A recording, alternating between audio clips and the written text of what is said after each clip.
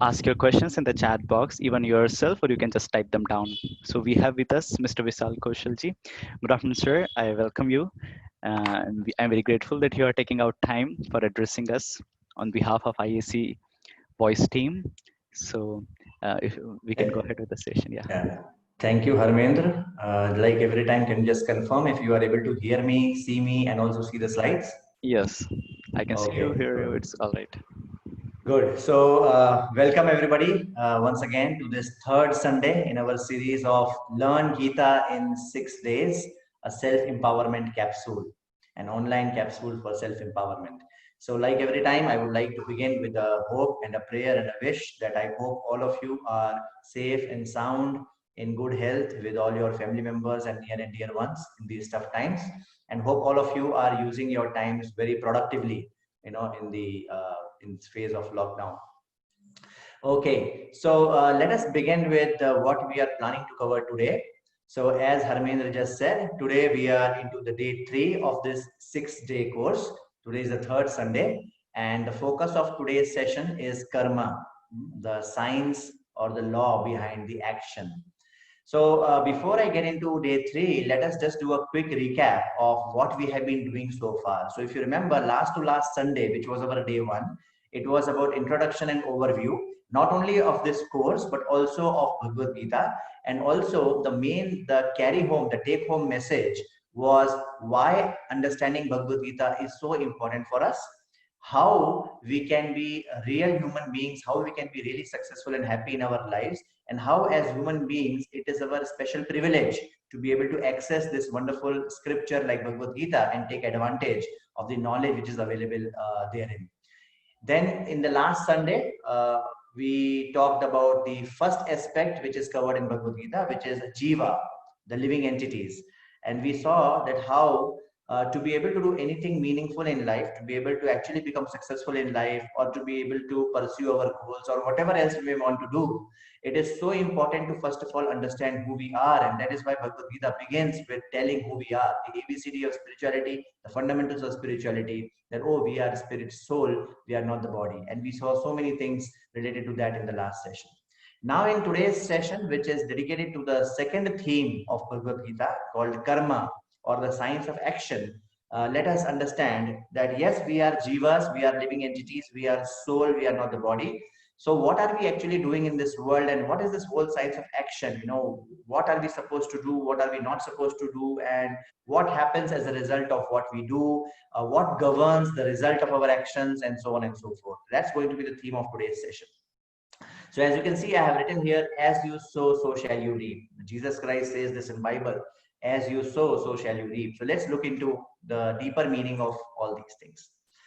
So again, my fundamental thing behind all these sessions is ultimately we all want to become successful in life. We all want to become happy in life, but then as we go ahead in life, initially we think success is, what it appears to be on the left side of the image. But then as we go ahead in life, we realize that, oh, the path to success is not that straightforward. There are so many ups and downs in our life. There are so many setbacks sometimes in our life. So all these things, they force us to ask certain questions. I'm sure sometime or the other, each one of us may have come across these questions in our life. Why am I not as gifted as some of the others? Sometimes, why do I not get results in spite of putting in best efforts? Is there something called destiny? So I remember once, there was a junior of mine. I was guiding him for some things, and he spent several years preparing for CAT, the CAT exam. And every time, every year, he would fall short of preparation. But after attempting for some 3-4 times, he was very, very confident, and he had actually prepared very, very thoroughly, and he was very confident of cracking CAT, this fourth time. But then something very, very unfortunate happened. In the exam hall, when he saw the paper, when he was about to attempt the questions, somehow he felt so nervous, and everything blacked out of him. His health went bad, and he just could not attempt those questions, and again he missed. So many times we see that, in spite of putting in our best efforts, we sometimes don't get proportionate results, in our life. Does that mean life is unfair, or are there some, higher truths, some higher dimensional science, as mentioned in Bhagavad Gita, which governs our actions and results? If things are predestined, then what is the point working hard? Because sometimes you see our elders, they say that, Are, yeah, you have worked hard, but what to do, beta? Shayad aapke bhagya mein nahi tha. It was not in your destiny. It was not in your kismat, to get something. If that is the case, then what is the point of working hard? Why I have to work hard and struggle for everything in life? Why am I just not getting things, coming in my way just like that, without any struggle? So all these questions come in our life, and then, I'm sure we have gone through some moment in life, or some incidents in life wherein we have asked, oh, why me? Why this had to happen with me? Huh? Or what did I do to deserve this? Why I had to get this disease, or why just before my exam I had this severe indigestion problem, because of which I could not take the exam. Many a times we have asked these questions. So what is this going on? Are these things by chance, or is there some higher arrangement? Is there something dependent on our past? So let's try to understand these things in details. So different people have different understanding or different answers to these questions, right? Some people, they think that, oh, you know what? I mean, it's just about chance. I mean, what to do? Life is unfair, and sometimes you are lucky, sometimes you are not so lucky. Sometimes people say, "Arey, apna to bad luck hi kharab hai," and things like that, right? So people sometimes think that these things happen just because of chance, and nobody can do anything about it. But if we apply common sense, if we apply a little bit of common sense, we see nothing actually happens by chance in this world. The fact that I am giving this talk right now, it's not a matter of chance. It was a matter of design. Somebody, these volunteers from ISC club, ISC Voice Club, they actually put in a lot of thought process. They designed this course, and they scheduled, that okay, at 11 o'clock on this particular Sunday, we will have day 3. It's not matter of chance that, right now I'm sitting in front of all of you, right? And for that matter, you take anything in this world, nothing is by chance. So why these so important things in life, something which can actually make us or break us, those things will be by chance? I mean, it just defeats common sense, right? And therefore you see such great scientists like Einstein. He said in a letter to physicist Max Born on December 4, 1926, and I think we have seen this earlier. I'm not sure if I covered this on day 1, but he wrote to Max Born, quantum mechanics is certainly imposing, but an inner voice tells me that this is not yet the real thing. The theory yields much, but it hardly brings us closer to the old one's secrets. I, in any case, am convinced that he does not play dice. Right? So Einstein is telling that actually things are not by chance. There is a higher arrangement. There are some higher plans. There are some higher laws, some metaphysical laws which govern certain things. And if that example is not enough, imagine if there is a small child, who for the first time in his life comes across an automatic door. I'm sure in malls or at airports or at various places, we must have come across these doors, which operate based on sensors, right? So they automatically close and they automatically open, right? So now imagine a child for the first time in his life, if he comes across something like this, he will think that, oh, either he will think it is happening automatically, or he will think it is happening by chance. I mean, it's just a matter of chance. I came and the door opened, right? But we all, since we now are more learned, we know the science behind it, we know the technology behind it. Neither we will call it automatic, nor we will call it by chance. Why it is not by chance? Because there is a design in place. Why it is not automatic? Because somebody has made this design. There is a sensor, which is detecting your presence or absence, and based on that, it is triggering certain motors, and that's how it is happening, right? So in that sense, actually, nothing is automatic. Yeah, there is no manual intervention, but no manual intervention does not mean that this is happening. There is nobody behind it, right? There is no scientist, there is no technologist behind it, right? That only goes to show our ignorance.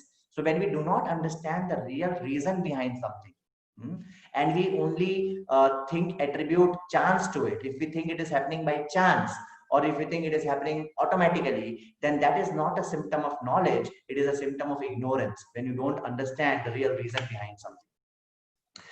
Okay, so this was about chance. Now there is another set of people who think that, what happens in our life is basically based on what we desire. If your desires are strong enough, you will get whatever you want. If your thoughts, I mean, so many authors in this world, they have written such books on power of thoughts, and whatnot, right? The power of thoughts, the power of desire, the power of your willing. So people say that ultimately what happens in your life is what you desire. Like if somebody thinks that, I should not get a bad wife, I should not get a bad wife, bad wife, bad wife. He keeps thinking about bad wife, 99.9% he is going to get a bad wife in his life, something like that. So, but let us understand, yes, desire certainly plays an important role, but with a small example, let us try to understand that actually desire is not enough. It's not that just because you desire something happens. Imagine there is a young boy, a small child who is, playing football since last 3 4 hours, right? And he has got really tired and he is very hungry, right? He has been out playing football 3 4 hours at a stretch, and now he's very hungry, he's very tired, and it is a strong desire to eat something. I mean, he's really hungry and he really wants to eat something. He goes home and he sees on the table there is a nice plate with a lot of food stuff prepared kept for him. Huh? So now, will any of us think that, oh, because he desired to eat something, this plate has been kept ready for him at home? Is desire enough? No. Probably his mother has actually cooked something for him and facilitated his desire. His mother has cooked a nice meal for him and kept it ready on the table so that my son will come and eat it. Right? Not that just he just desired, and when he goes home as a surprise, he sees plate on the table. Not like that, right? It doesn't happen that way. So desire is not enough. We need somebody to facilitate our desires, right? If they are worthy to be facilitated, somebody is required to facilitate our desires. These things point to certain higher dimensional signs, certain higher truths of life as revealed in Bhagavad Gita. We'll get into them more and more as we go ahead. Yet there are some other people who think that, why bad things are happening to me, because there are these some evil colleagues of mine, who are actually backbiting, and they are, they are backbiting, and they are doing something, playing some ugly tricks on me and things like that, right? So, or there are yet another people who think that, oh, you know what? Actually, somebody is doing black magic on me. Somebody is doing black magic, sir. You don't know. In my village, these things are very, very common, and no matter how hard I try, I never win in my life. I always fail in my life because somebody is doing black magic. There are yet others, who think that, oh, there is a strong astrological influence, probably Shani, Shani or Buddha or whatever, they are very heavy on me, sir. So on Saturday, I should not do this, right? So some people think astrology is a cause of some things not going the way we want in our life, right? But then, and then there are yet others, for example, Bible talks about this concept of Satan, or you may call it in Hindi, you may call it as Shaitan, or evil forces. So some think that, oh, you know what, there are some evil forces, and there are some divine forces and there are some demoniac forces, and the demoniac forces are always at fight with the divine forces. And these demoniac forces are actually creating all kind of nonsense in my life, right? So there are all these various, reasons which people come up with, different theories people come up with. But with all of these, right, maybe evil colleagues or some evil forces or some astrology or whatever, the problem with that reasoning, right, the problem with that reasoning is that it appears that, oh, that means I have no role to play. I mean, if my evil colleagues can actually, spoil my all my plans, if some evil forces can actually, take me to failure, or if some astrological influences can actually, ruin all my efforts in life, then what am I doing here? If my success does not depend on me, then what is the point of working hard? So it's actually a very, very discouraging and very disappointing, and depressing theory to understand that, okay, when bad things happen to us or when things don't go our way, then actually it's because of these evil forces or whatever. Let us try to understand, what is really the cause behind it. There are yet other people, some other kind of people who think that, they blame God for this. So maybe to some extent they believe in God. Probably they don't know much about God. They don't know who is he, how he looks like, what is he, what is his name. They don't know anything about it. Yet then they are first ones to blame God. That, oh, why is God doing this in my life? You see that famous movie Diwar, wherein Amitabh Bachchan towards the end of his life, or some crisis happens, and there's a very famous scene wherein he goes to a temple and he tells, oh my dear Lord, I have never come to you, but now I have come to you to ask this question, why you have done this to me. So sometimes people are very bold and people are very challenging to God, that why do you do this? There are some people who propagate this theory that if something bad is happening either to me or to this world or to the society, like for example coronavirus, COVID-19, if something bad is happening, that means either God is evil or he is not all powerful, right? If you see, this theory actually makes sense, and this is actually very appealing theory, because it says that if something bad is happening, either God is cruel, because that's why he's allowing something bad to happen, or he is not all powerful. I mean, he's a nice guy, but poor fellow, I mean, he is powerless. I mean, he is not able to stop something bad happening, right? We will see what is the problem with these theories, but these are various different kind of theories which people come up with in the lack of proper guidance, in the lack of the wisdom of Bhagavad Gita. You know, we are the first ones to actually blame God about certain things or to come to certain conclusions about God, but we never bother to actually read the scriptures which have been given to us by God to understand what God has to tell. And not only that, why is it that we go and ask God the question only when something wrong happens to us? What about all those things wherein something good has happened to us? I mean, I'm sure each one of us have had some experiences wherein even though we did not study very well, we got good marks, right? That time, how many of us go to God and say, God, why me? Why me? These guys, they studied so much and they failed, but I did not study and I passed with flying colors. So once there was this famous tennis player, non-tennis player, Arthur Ashe. While facing a terminal disease, one of his fans asked, "Why does God have to select you for this deadly disease?" He was playing so nice, and he got diagnosed with this terrible deadly disease, wherein he had to die in a few days. What would people like you and me have replied? We would have replied again, either by chance, or God is cruel, or life is unfair, or it is astrology, or it is my evil colleagues who have given me some poison in my milk, or whatever. Right? Let's see what he replied. He said that 5 crore people, 5 crore children start playing tennis. Out of them, 5 million, they learn to play tennis. And out of them, 5 lakhs learn professional tennis. And from them, 50,000, they come to the circuit. Among them, 5,000, they reach the Grand Slam. And among them, there are only 50 who are able to reach the Wimbledon. And then out of those 50, there are only 4 which are able to reach to the semifinals. And out of them, there is only 2 who make it to the finals. And then there is only 1 who holds the Wimbledon Cup. When I was holding that cup, did I ask why me? So Arthur Ashe said something like that, right? So there's very, very deep. It says that how when something bad happens to our life, we are the first ones to blame God. If at all we believe in God in some way or the other, but because of not having a proper understanding about God or about the higher truths of life, which are revealed to us by God through Bhagavad Gita and through other such scriptures, we come to wrong conclusions. So therefore, it becomes very, very important for us as genuine engineers, scientists, and doctors that before we arrive at some conclusions, first of all, we should do our homework. We should understand what God has to say in Bhagavad Gita about this, right? So let us see. So this, as we have already discussed in the past, that Bhagavad Gita is a science which deals with 5 subject matters, right? What are the 5 subject matters? Jiva, Karma, Prakriti, Ishwar, Kal. These are the 5 subject matters which Bhagavad Gita deals with very, very scientifically. Today we are talking about the concept of karma, or action, reaction, results, what governs our results, why do we succeed, why do we fail, and things like that. So in the entire Bhagavad Gita, karma has been used to represent 3 different things at different places. Karma has been used to represent action. Like any work is called karma, action, and that action typically, according to Lord Krishna in Bhagavad Gita, is actually cause of our bondage. Now, what is this bondage? So if you remember in the previous session in day 2, we discussed that we are jiva, we are living entities, right? We are all souls and we are all part and parcel of God. Now in this world, we are bound by our actions. We are bound by the action and reaction, because of which we are going through cycle of birth and death again and again and again. So that is one notion of karma, which has been talked about in Bhagavad Gita. The second notion of karma, which has been talked about, is that of as a law of karma. And that law is like action and reaction. So you do something and you get a result for it. Papa punya. You do good, you will get punya. You do bad, you will get pap. So that's another notion of karma which Lord Krishna talks about in Bhagavad Gita. And the third notion of karma, as mentioned in Bhagavad Gita, is to refer to our prescribed duties.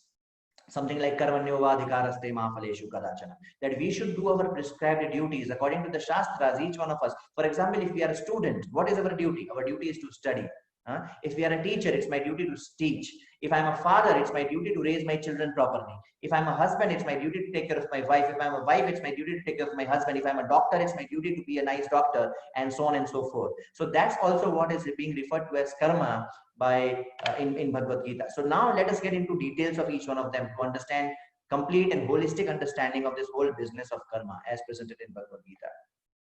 So Lord Krishna says, Shri Bhagavan Uvacha, Aksharam Brahma Paramam Sabhavo Dhyatmam Uchyate Bhutabhavo Bhavakaro Visargaha Karma Samsritaha. So the first notion of karma is of something of action, right? Whatever action we perform with a desire to get something, right? The fruitive actions. So that's what Lord is referring to as karma in Bhagavad Gita. The Supreme Personality of Godhead said, Shri Bhagavan Uvacha. The Supreme Personality of Godhead said, the indestructible transcendental living entity, the jiva, is called Brahman, and his eternal nature is called Adhyatma, the self. Action pertaining to the development of matter, of material bodies of the living entities is called karma or fruitive activities. So that is one definition of karma which is being given in Bhagavad Gita, which talks about the fruitive activities that we do. Whatever we do to get some result, whatever we do with the desire to get some result. And that actually is a cause of our bondage in this world. It is a cause of our, roaming around in the cycle of birth and death. And Lord Krishna emphasizes that some work has to be done. I mean, if you don't do work, you will not get anything. So there is this nice shloka in Subhashita which says, Udyamena hi siddhyanti karyani na manorathe nahi suptasya singhasya pravishanti mukhe mrigaha. It is one of my favorite shlokas, favorite verses, which says, we have to work hard to get something. Udyamena hi siddhyanti karyani na manorathe. Just by thinking in mind, manorath, driving the horses of the mind. Just by thinking in mind, nothing happens. We have to endeavor, udyam. We have to do hard work to get something. We have to do karma to get something. Because nahi suptasya singhasya pravishanti mukhe mirga. Even if you may be a lion, if you are a sleeping lion, deer will not enter your mouth. You may be sleeping, opening your mouth. Okay, deer will enter my mouth, but deer will not enter your mouth. In fact, he may come, he may pass urine and go. So nahi suptasya singhasya pravishanti mukhe mriga. We have to endeavor, we have to work hard if we want to achieve some results. So that is one notion of karma. The other notion of karma is presented in Bhagavad Gita as a law of karma. What is this law of karma? Papam eva shredasman bhatvetan atayahinaha tasman naraha vayam hantum dhartashtrans abandhavan. Sin will overcome us if we slay such aggressors. Therefore, it is not proper for us to kill the sons of Dhritarashtra and our friends. Arjuna is telling Krishna. So if you know the background of Bhagavad Gita, as we discussed in the first introductory session, Arjuna is actually on the battlefield and he is confused. One side of him is telling that we should fight, and the other side of him is telling we should not fight because fighting is sinful. Killing somebody is sinful. So he knows this law of karma, and therefore he is telling Krishna that, according to law of karma, if I kill people, I will get sin of killing. So this is the law of karma mentioned in Bhagavad Gita, that if you do something good, you will get good results, which is called as punya. And if you do something bad, you will get bad results or sufferings as reactions, and it is called as papa. So sin will overcome us if we slay such aggressors. So this is where law of karma is mentioned in Bhagavad Gita as a science of action and reaction. Let us understand this a little bit more. We see around in this world that some are born rich, some are born poor. Some are born with perfect physique, some are born with deformities. Some are handsome, some are not so handsome. Some are strong, some are physically challenged. We choose a job, a wife or a husband, the type of car, an apartment, and many more things in life, correct? If I want to purchase a smartphone, based on whatever budget I have, I can exercise my choice and I can decide which smartphone I want to buy. I can decide which job I want to take. I can decide which wife or which husband I want to, be in my life with, which type of car I want to buy. And there are so many things we can choose. However, we don't choose our parents, right? I'm sure none of us have chosen our parents, right? We took birth and we said, oh, she is my mother, he is my father. Okay, fine, I got it. We don't choose our parents. We don't choose our beauty. Yeah, we may do some plastic surgery, we can go become from black to white or whatever, right? But there is a fundamental limitation to how beautiful or handsome we are. And we can make some delta changes here and there, like plus minus 10%, plus minus 5%, but we can't go beyond what has been provided to us, right? We don't choose our intelligence. Yes, by our hard work, by cultivating more and more knowledge, by attending seminars, we can actually do plus minus 5-10%. But the basic faculty of intelligence, like we say that, oh, he is a very very intelligent guy, right? We don't choose that basic faculty of intelligence which has been given to us. And there are so many things like this which you don't choose. Then the question arises that, oh, then when sometimes somebody is born as poor versus somebody is born as rich, somebody is born beautiful, somebody is born ugly. So what is this going on? Is this by chance? I mean, we have just seen that nothing happens in this world by chance. How can our birth, beauty, intelligence alone can be random events, right? Einstein also saying that God does not play dice. Then what is going on? What is the law which decides these things? And by the way, our common sense tells that actually there is law for each and everything in this world. If you think of the micro world, right, at the level of molecules and go further down to atoms and go further down to electrons and protons and go even further down to whatnot, to these quantum particles or whatever, each and every particle follows certain laws. If each one of us remember our chemistry days, that SPDF and then orbits and valency and whatnot, I forgot, right? So things follow law. Even every element, sodium, chlorine, oxygen, every element is actually following certain laws, and that's why you can actually place it somewhere in the periodic table, right? When you play football, okay, if you hit the ball in this particular speed and in this particular direction, then the ball will go like this. It follows a certain projectile motion. The whole rocket science is based on calculations, wherein you launch a rocket at a particular speed, at a particular angle, and you know where it will hit, right? Why we are able to do all of that is because even matter follows laws. There are precise laws. This very building in which I am sitting right now, it follows certain laws, and based on that, the engineers have made the calculations of stress, strain, torque, and whatnot, and based on that, they have decided on the thickness of the material, and the strength of the walls and the pillars and everything, right? So right from the micro world to the macro world, at the level of planets and stars, each and everything follows laws. There are precise laws of mathematical accuracy governing this world. And law implies lawmaker. If everything in this world follows certain laws, even there are laws in the government, there are laws about our cities. In India, there are certain laws. In America, there are certain laws. It is only logical to believe that there must be some metaphysical laws as well. There must be some laws governing spirit. Remember, in the last session, we discussed that real knowledge means to know matter, to know spirit, and to know controller of both. Right? So to know only about matter is one-sided knowledge. We should certainly acquire that knowledge, but we should not be completely ignorant about the science and knowledge of matter. So there are, just like there are of spirit, sorry. So just like there are laws governing matter, there are laws governing spirit as well. And who are we? In the previous session, we saw who are we? We are spirit souls. There are laws which are governing our life. And what do you think is a more important law? Law of gravity is more important, or law of some spiritual laws are more important? Since we are not matter, we are a spirit. Since our life is the nearest and the dearest and the closest to us, since our life is the most sacred and the most precious and the most important thing to us, the spiritual laws, as mentioned in Bhagavad Gita, are actually even more important for us to understand than understanding the material laws. And law of karma is one such spiritual law which governs the life, which governs the life and actions of various living entities. Law of karma is a system of infallible justice which has been provided by nature, which is provided by God. So as you can see in the leftmost cartoon here, one guy is about to kick the butt of another guy, and there is somebody else who is ready to kick this guy. So every action has an equal and opposite reaction. As we said, Jesus Christ says in Bible, as you sow, so shall you reap.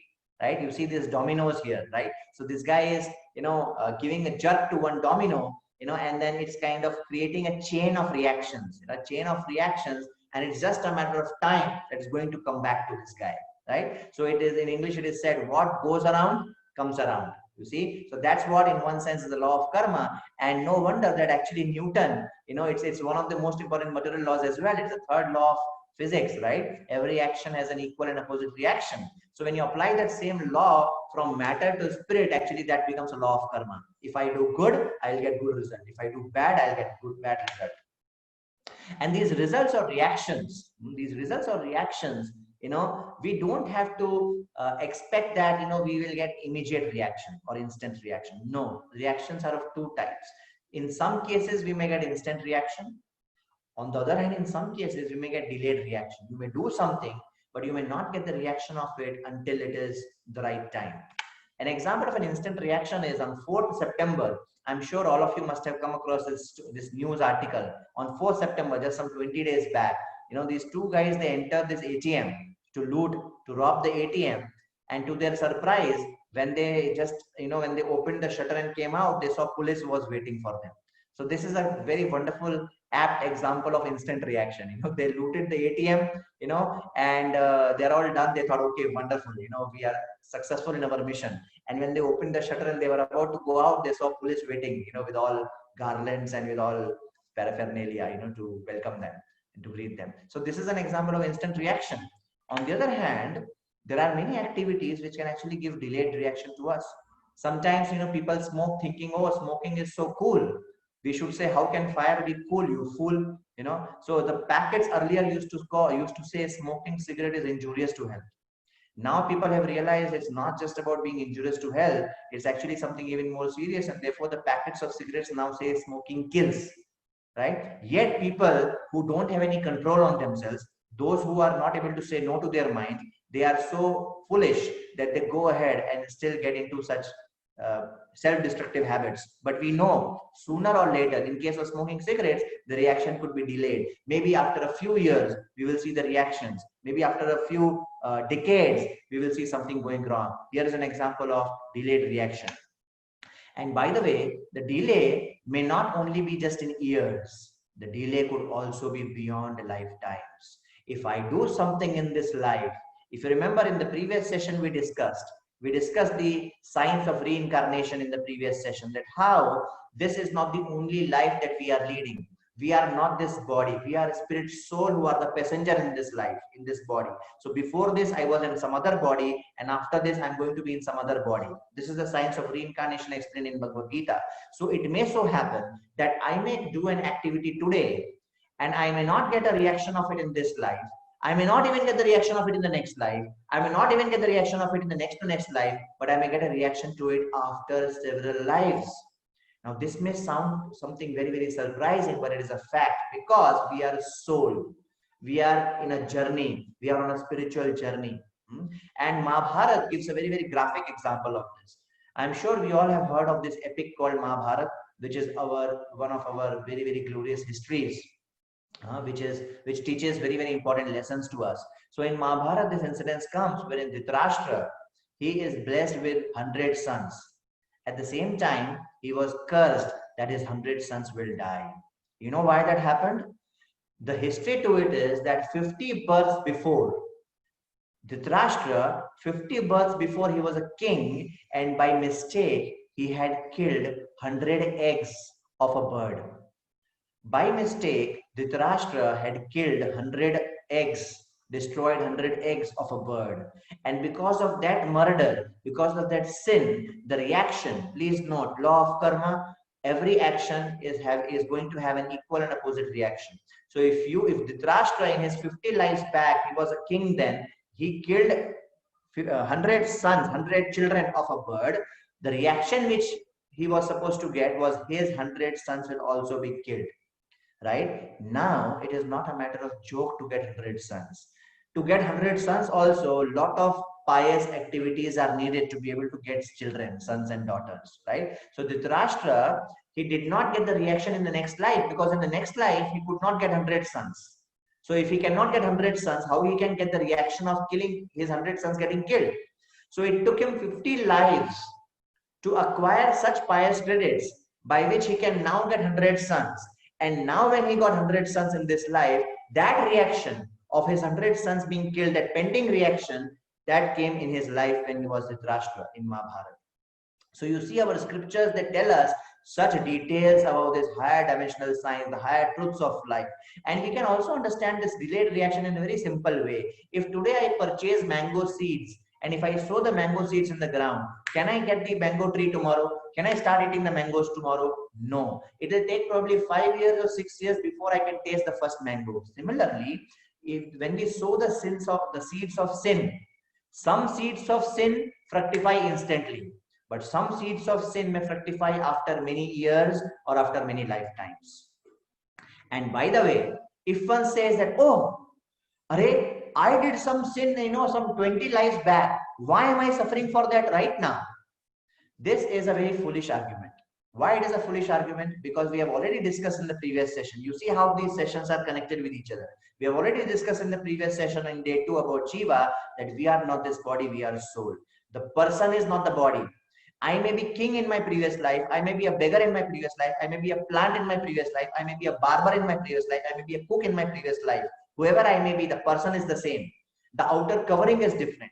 And just like if I commit a murder right now wearing this shirt and pant, right? And then I change into my night dress thinking that, oh, I will escape the punishment. Is this not foolish? Wearing a suit boot, wearing a shirt and a pant and a tie, I murder somebody.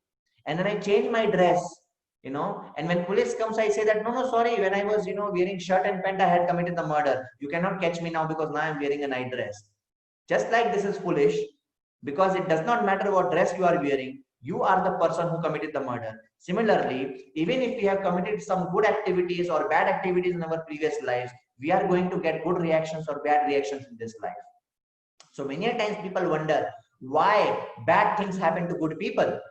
Why they are good people? Because in this life they have always done good things. They have not done bad things. Yet sometimes bad things happen to them. Why? Because the reactions which come in our life, what happens to us is not only dependent on what we do in this life, but it is also dependent on what we have done in our previous lives. There's an eternal bank balance which we have. There is an eternal bank balance which we have which does not get destroyed when we die.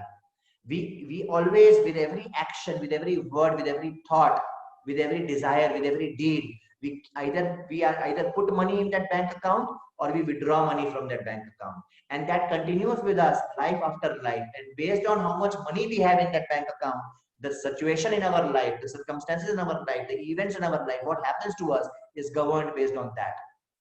Okay, so this is a very, very important aspect of law of karma. Now the moment we say that, oh, that means what happens to us, what happens to me right now is very much dependent on what I have done earlier. That means it has become my bhagya. It has become my destiny. Right? No matter how hard I try right now, no matter what I do right now, what will happen to me is already written down.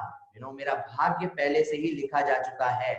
Whatever I have done in the past, based on that, my bhagya, my destiny is already written. And therefore, no matter what I do in this life, everything is predestined. This is one incorrect understanding. This is called as Daivavad. Daivavad means everything is predestined. So spend all your time praying, waiting for him to do the magic. No need to do anything. Anyway, everything is predestined. If I have to become rich, I'll become rich. If I have to become poor, I'll become poor. If I have to become Dhirubhai Ambani, I'll become Dhirubhai Ambani. If I have to become Mukesh Ambani, I'll become Mukesh Ambani. If I have to become Anil Ambani, I'll become Anil Ambani. Everything is predestined.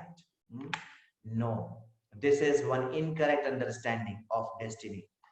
If a student does not study for exam, he will fail. No magic will happen. If a student does not do his karma, if a student does not do his part, no matter how hard he prays, if he does not know the syllabus, if he has not studied, he will fail. Don't expect any magic. If you are not careful while driving, if you are not driving properly, you will meet an accident. Don't expect any magic. So this is one incorrect understanding. And it is proven by so many people in the past that how by your strong desire, how by your willpower, how by your hard work, how you can go from rags to riches. Rajnikant at the age of 25, he was a bus conductor. Bill Gates, he didn't even complete his university education. Abraham Lincoln, at my childhood days, I stitched shoes. Dhirubhai Ambani used to work at petrol pump. Sachin Tendulkar, I failed in 10th standard, right? You see, there are so many so-called success stories wherein we see that how hard work, pays. It's not that you can just keep sleeping. Nahi suptasya singhasya mukha praveshanti mriga. Even the deer will not enter a sleeping lion's mouth. A lion also has to work hard, to get the deer, to get his food. And therefore, in Mahabharata, again, we see Vidura telling Dhritarashtra. Dhritarashtra was blaming destiny for this battlefield of Mahabharata, for this battle of Mahabharata. So many people died. And when Vidur told Dhritarashtra that why you did not do the right thing, Dhritarashtra was blaming destiny. What can I do? What can I do? It wasn't my destiny. Vidur said, no, destiny determines the consequences of the actions, not the actions. You see, so the actions are always in our sweet free will. So what happens to us is destiny. How we react to it is our free will. And based on how we react to it, we create for the future. You see how the whole thing has to be reconciled? Yes, there is something called as destiny, but we are creating destiny every moment. What happens to us is based on what we have done in the past. Now how we react to it is what is creating our future. This is a very, very important aspect of law of karma. Now this takes us to the other extreme, the other incorrect understanding of law of karma. What is the other incorrect understanding of law of karma? This takes us to karmavad. Karmavad means, oh, so everything is in my hands. Work hard and you will succeed. There is nothing else. Just work hard and you will succeed.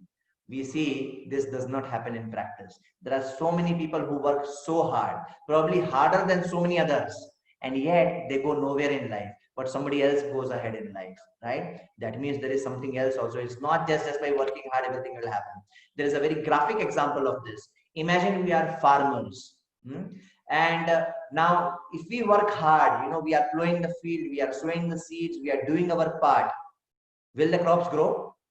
No. If rains don't come, crops will not grow. No matter how hard we work, no matter how nicely we plow the field, no matter how best quality seeds we sow, no matter how much hard work we do morning to night in the field, if the rains don't come, crops will not grow.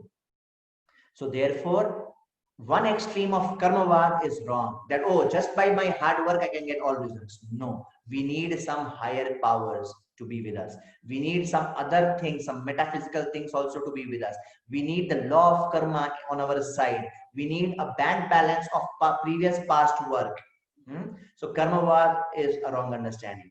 Devavad is also a wrong understanding, that I will just depend on rains and crop will grow. No, if I don't plow the field, if I don't sow the seeds, then rains will come, nothing will grow. Maybe some weeds will grow, some thorns and bushes will grow, mango tree will not grow. Mango tree will grow only when I plow the field, I make the soil fertile and I sow the seeds. Then when I do that hard work and when the rain comes, then the mango tree will grow and I can enjoy the mango fruits. So the right understanding is that we have to do our part and then we have to leave the rest. Do your best and leave the rest. That's the right understanding.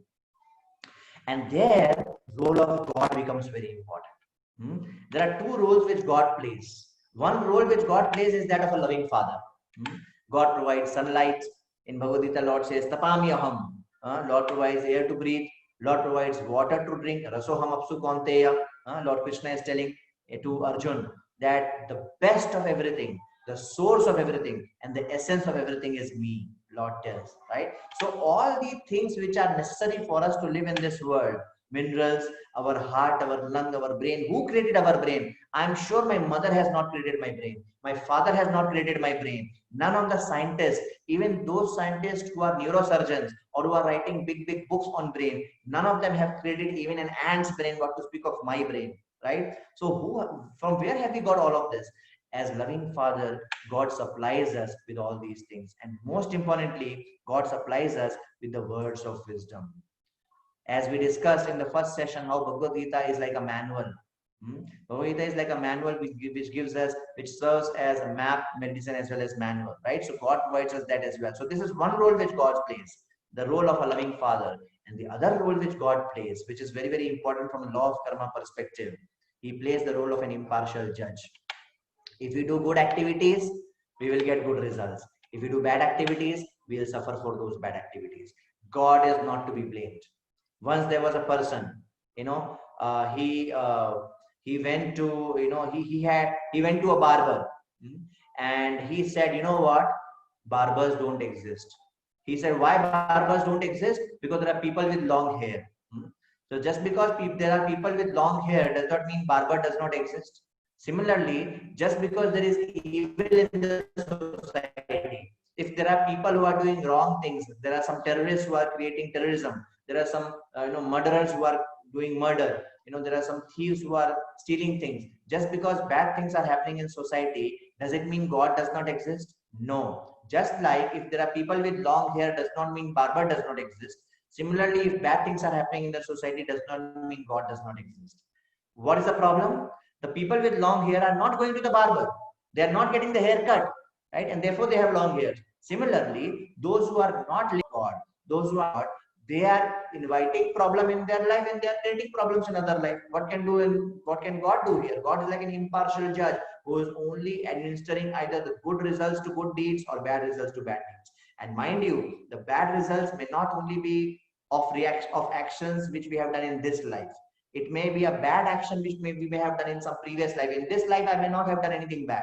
Please note, in this life, I may not have done anything bad. But in my previous life or my previous life or many, many lives back, I may have done something bad because of which I may get a bad reaction right now. And therefore, when we wonder why bad things are happening to good people, now we know why that happens. Now, another aspect of the role of God, just to understand how it happens, is very interesting to understand. Now, imagine if I want to raise my hand. If I want to raise my hand, what happens? All I can do is I can desire. I can desire to raise my hand. But I should have that bank balance.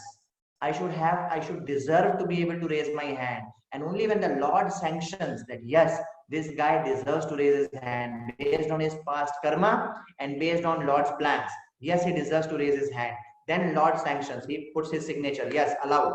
And then the Lord directs the prakriti, the material nature. In the upcoming sessions, we are going to talk at length about prakriti, yet another subject matter of Bhagavad Gita. So when we desire and when we deserve and the Lord sanctions, then the Lord directs the prakriti to actually carry out the desire. So you will see sometimes people, everything is fine, and the next moment they get a paralysis attack and they are not able to lift their hand. Right? What has happened all of a sudden? All of a sudden, what has happened is that now they don't deserve to raise their hand. Because of some past karma, they don't deserve to raise their hand. And therefore, though no matter how hard they may try to raise their hand, if the Lord's sanction is not there, you will not be able to raise your hand. And this is one of my favorite shlokas in Bhagavad Gita. Many times we wonder what determines the results of our action. Lord Krishna in 18th chapter 14th shloka of Bhagavad Gita, he says, Adhishthanam tatha karta karanam cha pratakvidam vividhascha pratak cheshta devam chaivatra paschamam. Lord is saying that there are 5 factors which determine our action or the results of that action. There are 5 things. Many times we say that, I did my best, still why did I meet accident? So let us try to understand what are the 5 factors which govern the results of our actions. One of the very, very important aspects of law of karma. The 5 factors are the place of action, the performer, the various senses, the many different kinds of endeavor, and ultimately the super soul, the daiva, our destiny, and the plan of the Lord. These are the 5 factors of action. Let us try to understand that with an example. So what are the 5 factors we talked about as mentioned in Bhagavad Gita? The first factor of action is the place. The place has to be right. The person has to be right. The instruments with which you perform the action has to be right. The endeavor, you have to do the right endeavor. And there has to be, the karma should favor you. The destiny should favor you. And Lord's plan should favor you. When you have these, then you have this right combination, then you get the desired result of an action. So just to understand with an analogy, let's say I'm driving a car and I have to go from Bangalore to Chennai, for example. I have to go from Bangalore to Chennai, right? Now, my place has to be right. What is the place? I have to drive on the proper road. I can't drive on the wrong road and I expect to go to Chennai just because I believe in God. Oh God, please take me to Chennai. I'm driving on the wrong road. How can I go to Chennai? If I'm driving on the road to Pune, I will go to Pune. I will not go to Chennai. Now, the place has to be right. The road has to be right. Then the driver has to be right. I mean, imagine if I don't sleep the last night properly and today morning I'm driving to Chennai, I'm driving to Chennai today morning and last night I did not have proper sleep. What do you expect to happen? I will meet an accident. Now, can I blame God? Oh God, why did you do this to me? And others will say, he was such a nice person. He met an accident. Oh, God cannot be blamed here. The person who performed the action was not proper. He did not take an adequate rest and therefore he could not drive properly. And therefore he met an accident. So the driver was not proper. What about the instruments? Okay, I got good enough sleep last night, but my car, I did not check the petrol, or I did not check the tire was loose, or my stepney was not proper. Whatever, if the car is not proper, again something wrong will happen, right? If the car is not proper. And okay, the road may be proper, the driver may be proper, the car may be proper, but I'm not driving well. I'm not paying attention to the road. I'm careless. I'm a rash driver. I will meet an accident. Can I blame God if I meet an accident that way? No. And then, if those four things I do right, then also probably something may go wrong. Then I should understand that, okay, probably it wasn't my destiny, because I did my best. Do your best, leave the rest. Without doing our best, we cannot expect, or we cannot, neither we can expect good results, nor we can blame anybody, blame destiny, or blame God for bad results. First, we have to do our best. And we have to understand that even when we do our best, yet sometimes things may not be according to our will. Why? Because of two reasons. Either because of our past karma, as we saw in the case of law of karma, or because it may not be the desire of the Lord. Because nothing happens without the desire of the Lord, without the sanction of the Lord. So therefore, what determines our results ultimately is the current endeavor plus past karma. That means our bank balance. Do we deserve it? Do we deserve it? And God's plan. So this is the complete understanding of how this whole science of action works. The third aspect of karma, which is described in Bhagavad Gita according to Lord Krishna, is that of prescribed duty. That we have to do our duties properly. As I said, as students, it is our duty to study. As teachers, it is our duty to teach. As father, mother, we have our respective duties. Nityatam kuru karmatvam karma jyayo hiya karmanaha shariraya trapichate na prasiddheta karmanaha. Perform your prescribed duty, for doing so is better than not working. One cannot even maintain one's physical body without work. We have to do our prescribed duties. Now, the moment, and this is by the way called as kind of, in one sense, karma yoga in Bhagavad Gita. So as you know, Bhagavad Gita talks about karma yoga, dhyana yoga, bhakti yoga, and so on and so forth, different process of yoga. And where is yoga coming into the picture? We have already discussed in the previous session that we are soul, we are part and parcel of God. And if we really want to become happy, our real happiness is not in sensual pleasure. Our real happiness is not in mental pleasure. Our real happiness is not in intellectual pleasure. Our real happiness is not in egoistic pleasures. But since we are a spirit soul, our real happiness is in spiritual pleasure. And we get spiritual pleasure only when we reconnect ourselves with God. When we reconnect ourselves with God, we get spiritual pleasure. And that is what is called as yoga. Yoga means to reconnect yourself with God. Yoga, if any of you know a little bit Hindi, in Hindi medium mathematics, addition is called as yoga. Yoga means to add. Add what and what? To add us with God. When we reconnect ourselves with God, that is what is called as yoga. So therefore, Lord Krishna describes yoga, wherein he says that by work you can connect yourself to correct understanding of this. They think, that's what people think, but there is a problem here. And by the way, again, why am I talking about worship here? Why am I talking about God here? Because we have seen in the previous session, this is the slide from the previous session, that how we are soul and we are part and parcel of God. Mame vamsha jiva loke jiva bhuta sanatanaha manashasthani indriyani prakritisthani karshati. Gita says that we are part and parcel of God. And therefore, if you want to become happy, you may be recollecting, these are the slides from the previous session. If you want to become happy, we cannot, sensual pleasure, mental pleasure, intellectual pleasure, egoistic pleasure will not satisfy us. The real happiness is only in spiritual pleasure. And that will happen only when we connect ourselves with God. Right? The moment we talk of this worship, people think that, oh, doing our duty is worship or work is worship. No, this is another incorrect understanding. What is incorrect with this? Lord says in Bhagavad Gita, he never says work is worship. He says work as worship. Now, my dear friends, all the participants in this session, please note the difference. Work is not worship. Work as worship is what is the teaching of Bhagavad Gita. Otherwise, if work is worship, then a terrorist who thinks his work is to create terror, he will think he is worshipping God. A thief who thinks that his work is to steal, he will think that by stealing others' property, he is worshipping God. This is the problem when we think work is worship. Bhagavad Gita does not teach work is worship. Bhagavad Gita teaches work as worship. And what does it mean to work as worship? It means two things.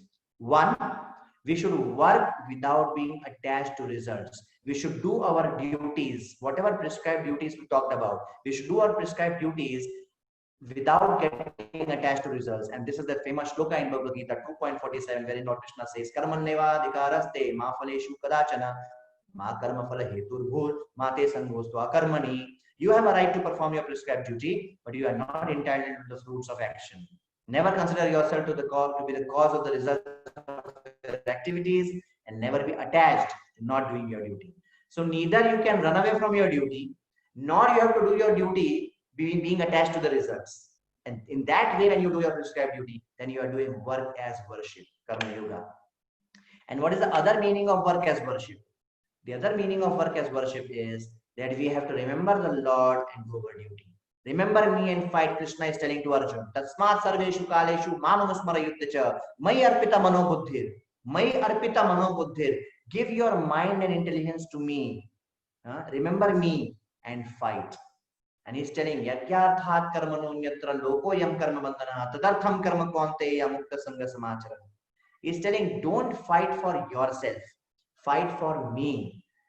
Become an instrument for me. And when you do that, when you fight for my pleasure, when you do your duties for my pleasure on my behalf, then mukta sangha samacharaha. You will not be bound in the cycle of birth and death. You will not be bound by karma bandhana. You see what is Lord Krishna telling here? Yagyarthat karmano nyatra loko yam karma bandhanaha tadartham karma kaunteya mukta sangha samacharaha. When you work for the Lord, then you get free from the cycle of birth and death. I want to give two analogies for this, or two examples for this. Example number one. You see, Arjun and Duryodhan, both of them are fighting on the battlefield of Kurukshetra. In Mahabharata, Arjun and Duryodhan both are fighting. But Duryodhan is fighting for himself, for his own selfish interests. And therefore, by his fighting, he is getting more and more entangled in the cycle of birth and death. He is getting more and more entangled in karma bandhana. On the other hand, Arjun, he is not fighting for himself. He is not fighting for his self-interest. He is fighting to establish dharma on the order of Krishna. So he is fighting for God. Since he is fighting for God, therefore he is actually getting, by his fighting, by the very same activity, he is getting liberated from the cycle of birth and death. Mukta Sangha Samachara. Example number one, to understand this. I don't know if, if there are people of my age or more than my age in this group, probably they will understand that earlier we used to have these audio cassettes, right? And those audio cassettes used to have two reels. And when you would play those audio cassettes in a tape recorder or in a music player, then those both reels would move, right? So though both reels are moving, one reel is getting more and more, accumulating more and more tape, and the other reel is becoming more and more free. The tape is increasing in one reel and the tape is reducing in one reel, though both are moving. Arjuna is fighting, Duryodhana is fighting. Duryodhana is becoming more and more entangled, Arjuna is becoming more and more free. See the analogy?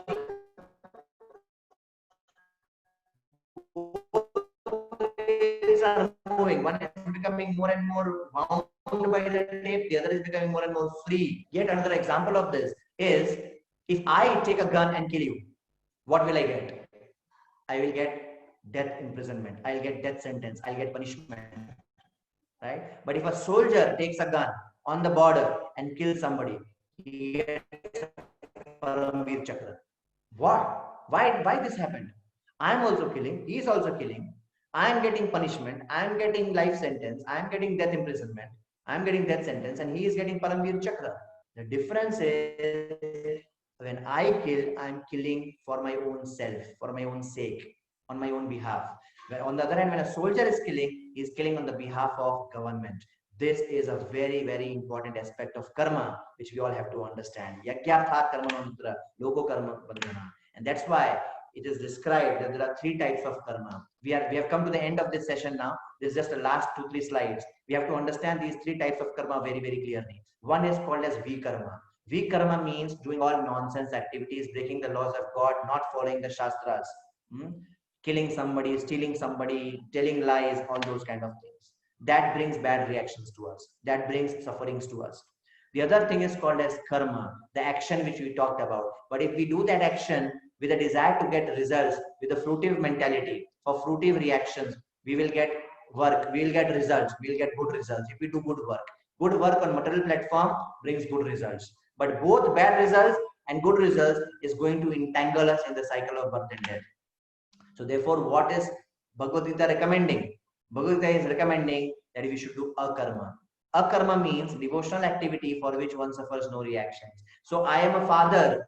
I raise my children for the pleasure of the Lord, thinking the children to be Lord's property. I am a student. I study nicely as my duty to please the Lord. And whatever results I get as a result of my activity, I will offer it for the pleasure of the Lord. When we do like this, when we adjust our consciousness, see, this is real art of working. To be able to adjust our consciousness so that my work, same work, becomes worship. So from work is worship, we go to work as worship. So that is what is the main teaching of Bhagavad Gita. So just to conclude, when we understand this whole science of action and reaction, when we understand all these different ways and meanings of karma, how does this knowledge empower us? Number one, it helps us to take charge of our life. Now we understand that, oh, I have a lot of things in my hands. Yes, I don't have everything in my hands, but it's not that I have nothing in my hands. I have a lot of things in my hand, and based on how I react to what happens to me. What happens to me is my destiny, but how I react to it is my free will. And that is what brings responsibility to us. We accept responsibility for our past and we act to shape our future. This is how we can take charge of our life. We accept responsibility for past and we act to shape our future. Second, just like in our governments, we have home ministry, right? The police department, to make sure that people refrain from doing bad, because if you do bad, there will be punishment. Similarly, this law of karma is there in this creation. It's there in this universal government, which actually is like, if you do bad, you will face punishment. If you do good, you will get good results. And this is a nature's way to make sure that there is morality and sanity in society. We will think twice or thrice before living a life of beg, borrow, steal, kill, but enjoy. Because we will know that tomorrow I'll have to suffer for my bad deeds. And the third way this knowledge empowers us is that we understand the real art of working. The real art of working is that we don't work is worship, we work as worship. We work as worship, which holds the secret and the key to real happiness. We are soul, we are not the body. Sensual pleasure will not give us happiness. Mental pleasure will not give us happiness. Intellectual, egoistic will not give us happiness. Only spiritual pleasure will give us real happiness. And that happens when we reconnect ourselves with God. And we reconnect ourselves with God when we work as worship on His behalf. So I would like to conclude with this acronym, which kind of summarizes whatever we have discussed today. K stands for know. We have to know this science of karma, the science of action, prescribed duties, fruitive actions, reactions, and everything. We have to act with responsibility. We have to understand that we have to do our prescribed duties for the pleasure of God as His instrument. Or we have to take the responsibility for all our actions. We cannot blame anybody or God for anything bad happening to our life. M, we have to mold our life so that we can work as worship. By working, by the same work which others are doing, I am getting liberated. I am getting free from the cycle of birth and death. And A, accept gratefully. We do our best, and then whatever comes our way, we accept it gratefully as a blessing of God. So this is what summarizes our karma. Thank you very much. Thank you very much for such an enlightening talk, Vishal Koshalji. It was very nice to know the most knowing fact of karma. And there are some announcements. The quiz link has been shared in the chat box. The participants can attempt the quiz. Now, officially the session is over. Those who have some questions, or those who would like to hear the discussion of question answer, they can step back. Otherwise, participants can fill in the quiz and they can put up their questions in the quiz itself. That will be good, and that will be answered in the due week. So, Vishal Koshalji, there is one participant, Mr. Deepak Jindal, and he has some questions. So, I request Mr. Deepak Jindal to ask his question. Yeah, you are Hello, unmuted. Vishalji. Okay, Yes, thank you. Thank you so Deepak much. ji. Namaskar, sir. Sir, actually, I have two questions. One is from the previous session that when we talk about spiritual pleasure, right? So, whenever we talk about pleasure, right, it's about a feeling or an experience, right? And my Sorry, question come is, again. Deepak ji, can you be a bit louder? Can you be a bit louder? Sure, sure. So what I'm saying is, when we talk about Can you clear the spiritual goat gate? pleasure, Yeah, sorry. spiritual pleasure. So pleasure is something, right, which is like an experience or a feeling that yes, I have attained to this spiritual level, right? And my doubt is that when we talk about pleasure or experience or feeling, doesn't it come through senses, which is the first part, the senses of the body? So if and it's like a journey from senses towards spiritual. So how they are, linked, or isn't it a contradiction? Right. Very good question, Deepak ji. It goes to show that you actually ponder over whatever we are discussing. So I would like to answer your question with two examples. Okay. One example is I don't remember whether I gave this in the previous session or not, but remember the story of that old lady who purchased a parrot, and she also purchased a Yes. cage, and she Yeah. loved the parrot so much, she was so overwhelmed that she used to clean the cage and polish it with a golden polish every day, but she Yeah. forgot to feed the parrot, right? Now we compared it with the analogy that we are the parrot, we are the soul, and unless we feed our soul, we will be missing something. We will be having smiling faces and crying hearts, right? Now, what do we mean by spiritual happiness? The moment we start feeding the parrot, the moment we start feeding our real self, we will naturally see more and more sense of fulfillment, more and more sense of happiness, our hankerings and our lamentation. Bhagavad Gita says that we keep doing two things. We hanker for whatever we don't have, and we lament for what we have lost in the past. So we lament for the past, whatever we have lost, we lament for it, and whatever we don't have, we hanker for the future. So this lamentation and hankering will gradually go away the more and more we become nourished, and the more and more we become nutritioned by feeding the parrot. So that is one aspect of spiritual happiness. The other aspect of spiritual happiness is, consider a fish. If you take the fish out of water, what will happen to the fish? The fish, for a few seconds, she's under torture. She like flappers her wings and flaps her wings and whatnot, right? Fins and everything. Now at that moment, if I give AC to the fish, if I give Mercedes to the fish, if I give a big bungalow to the fish, if I give magazines and whatnot, big gadgets, iPhones and everything to the fish, will it give happiness to the fish? It will not give happiness to the fish, because there is something fundamentally wrong. Fish is out of water. When the fish is out of water, no matter what you give to the fish, it will not make the fish happy. However, if you take the fish back in water, the fish will become happy. Similarly, the moment we start reconnecting ourselves with God, because we are part and parcel of God, because as spirit, souls, as jiva, we are part and parcel of God, the moment we start reconnecting ourselves with God, which is what is yoga, the moment we do that, we are like that fish which is going back in water. And now if a fish goes back to water, the fish does not need any certificate from anybody that yes, I have become happy. Fish knows she is happy the moment she goes back to water. Right. So that is the nature of spiritual happiness. Thank you. I got that. And second question I have is from this session, which is when we talk about good karma or bad karma. So isn't it again coming back to the five senses, where the intelligence or a mind which is actually deciding that what is good and what is bad, and even the pain or pleasure is also happening to the body. It could be physical or mental to the body. But end of the day, if we talk about reincarnation or something, it's about soul, right? And soul will not experience any pain or pleasure, or even it will not define what is good or bad, right? So when we are living this life, so are we saying that we should always experience ourselves as soul? But when we are experiencing ourselves as soul, then I cannot differentiate what is good or bad. I mean, in order to differentiate what is good karma or bad, then I have to get into the form of a body. So that is where actually my, I understand. Very, very, very good question. Very good question.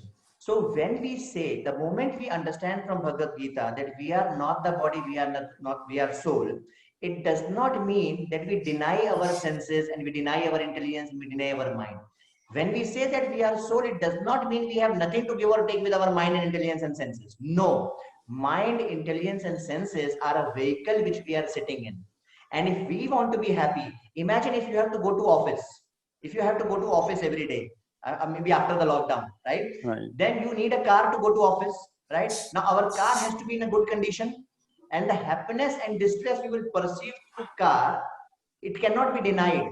That happiness and distress which we perceive through the car cannot be denied. Yet, we do not get so carried away by that happiness and distress that we forget the purpose of having the car. The purpose of having the car is to go to office, right? So happiness and distress may come along the way due to the car, but it is my duty to make sure that the car is in such a good condition that my journey becomes pleasurable, right? So both extremes are wrong. One extreme that, oh, I deny my mind and senses. I mean, I am soul. I mean, let my mind and senses go to hell. I mean, let me undergo torture. Let my family life go to hell. Let my studies and career go to hell. You know, I will live like a beggar because I am soul. That is a wrong extreme. The other wrong extreme is I get so carried away in my body-mind vehicle. I get so carried away in my bodily situations that I forget the purpose of having this body. The purpose of having this body, the purpose of having this car is to go to office, right? Which is what Bhagavad Gita teaches us. So therefore, both has to be understood hand in hand, right? So while we enjoy the pleasures and the distresses, while we go through the happiness and sufferings, we have to remain firm on our journey of reaching our destination. Okay, I got it. Thank you. And the Just more our senses, and Deepakji, just one more last point.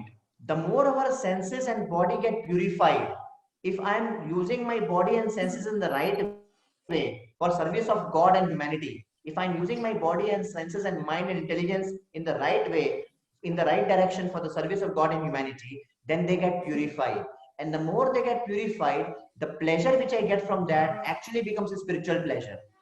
right. Because spirit and matter is not something external, it is in consciousness.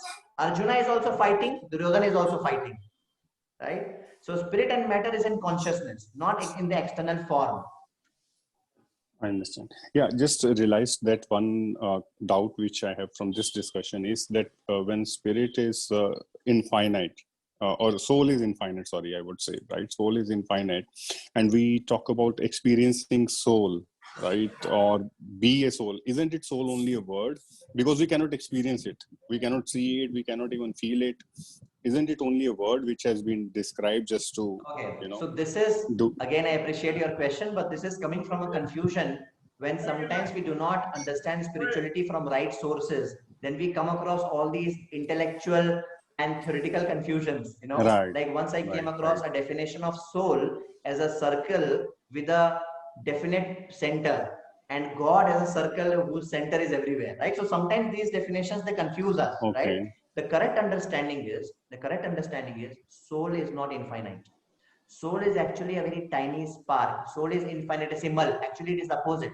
Soul is an infinitesimal living entity. God is infinite, right? And yes, it is not in our power to be able to completely experience God. Even Brahma, by all his might, he cannot understand God, what to speak of us. But God, by his mercy, can reveal himself to us. Imagine a small ant in my room right now. If she tries to figure out who is the prime minister of this country, a small ant in my room, if she tries to figure out who is the prime minister of the country, no matter how hard she tries, she will never come to know that Mr. Narendra Modi is the prime minister of the country. But if I tell her, or if Narendra Modi tells her that, you know what, prime minister of the country is me, right? So similarly, by our endeavor, we can never understand God because he is infinite. But if God shows mercy on us because of our endeavor, then we can understand God. Number one. Number two, as far as experiencing ourselves is concerned, it's not that we can't experience ourselves. The moment we say the moment we say I have to do this, I want to do this, thinking, feeling, willing, the moment we experience thinking, the moment we experience feeling, the moment we experience willing, we are experiencing ourselves. Just that currently we are experiencing our covered self, our wrong self, under illusion. But when we will be free from that illusion, we will be able to experience our real self. Thank you so much. I think So there are two lot of things, clarity. self-realization and God realization. Self-realization and God realization, they go hand in hand. Thank you. Thank you. I think it clears a lot of doubts. Really appreciate. Thank you so much. Thank you. You're welcome. Thank you very much, Deepak ji. So, shall we take one more question, if time Yeah, I permits? think we It's can a take only one more question because we are okay. running out of time. So Yes. this is question by Pradeep Chaudhary, and he's telling me to ask on his behalf. He's asking Yes. that is this right time for me to start reading Bhagavad Gita? And if I want to start it now, how shall I start reading Bhagavad Gita? Okay, very good question, Mr. Pradeep. I appreciate it because I always say in all my seminars, real knowledge is never theoretical. It is not just about attending these sessions, it's about translating whatever we are understanding into reality. And as you continue attending these sessions, you will see more and more practical tips as to how we can translate this knowledge into action. And one of the desires which you are experiencing is to actually read Bhagavad Gita. So, coming to answer your question, is it a right time to read Bhagavad Gita? It is never late. Actually, we are very late. The Shastras tell that we should start from the age of 5. But we are late, but it is said better late than never, right? So it's now is the right time. Point number one. Point number two, just like to understand physics, chemistry, maths, and all that, we don't start with the manual to begin with. We have some simpler books which simplify the concepts for us. Similarly, many a times people misunderstand Bhagavad Gita. First of all, there are more than 800 editions of Bhagavad Gita all over the world. Different people, they have come up with different interpretations of Bhagavad Gita, and none of them is coming close to Bhagavad Gita. Bhagavad Gita has to be understood the way it is, Bhagavad Gita as it is, the way it has been presented by Lord Krishna, the way it has been understood by Arjun. So, first of all, we have to be very, very careful about which edition of Bhagavad Gita we are reading. Secondly, even that edition, sometimes we may misunderstand because it is like directly reading the best book of physics or the complete book of physics. But when we are in class 5 or when we are in class 6, we don't read that book. We read some smaller books which simplify those concepts to us. Similarly, if you remain connected to us, if you remain connected to this club, of this IISc Bangalore, then you will come across some different books which simplify certain concepts of Bhagavad Gita to us. And when we understand the big picture, in fact, these sessions are a step in that direction. And then when we understand the big picture, then we are in a much, much more better situation to be able to read and understand and digest the message of Bhagavad Gita. So one simple answer to your question is remain connected.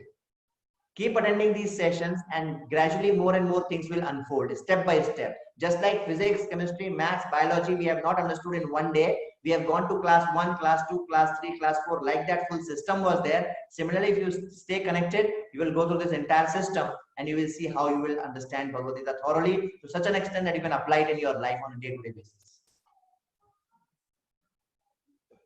Okay, thank you. So we are running. Long answer to a short question. No, it was very important question. I feel a sincere question, and I thank you again, many of our participants who are joining with us in the sessions. So we look ahead to be with you the next weekend with the third topic, I guess. And I sincerely thankful to Vishal Koshalji for explaining to us this intrinsic concepts in such a relevant way, good examples and simple PPTs actually, a good mixture of text and pictures. Thank you very much. Thank you Thank very you very much, much. Vishal Koshalji. And I request all of you please attend the quiz. If any doubt is there, you can put up in the quiz or approach the admins in the group. Thank you very much. Have a nice time. Have a good week. Stay healthy. Stay safe. Thank you.